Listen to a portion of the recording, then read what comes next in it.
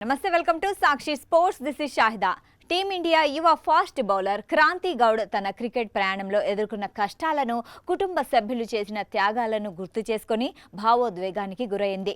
తన కోసం తన తల్లి ఏకంగా నగలమ్మి క్రికెట్ కిట్ కొనిచ్చిందని, వారి త్యాగాలను వృధా కానివ్వరాదనే పట్టుదలతోనే ఆడుతున్నానని ఆమె వెల్లడించింది. ఇటీవల జియో స్టార్తో మాట్లాడుతూ ఆమె తన స్ఫూర్తిదాయక ప్రస్థానాన్ని పంచుకుంది. మధ్యప్రదేశ్లోని ఓ చిన్న గ్రామం నుంచి వచ్చిన తాను అంతర్జాతీయ క్రికెట్లో ఆరంగేట్రం చేయడం అంత సులభంగా జరగలేదని తెలిపింది.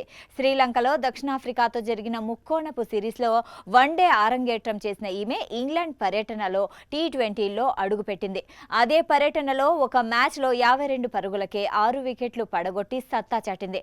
తన ప్రారంభ రోజుల గురించి క్రాంతి మాట్లాడుతూ తాను క్రికెట్ ఆడతానని పెద్దగా కలలు కనలేదని చెప్పింది.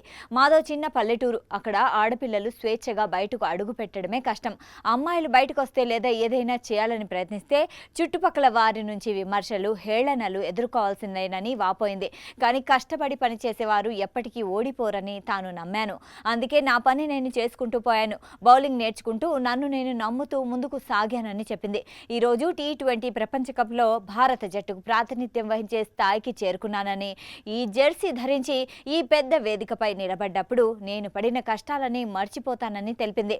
ఆమె ఇంకా మాట్లాడుతూ ఆర్థికంగా చాలా ఇబ్బందులుండేవి.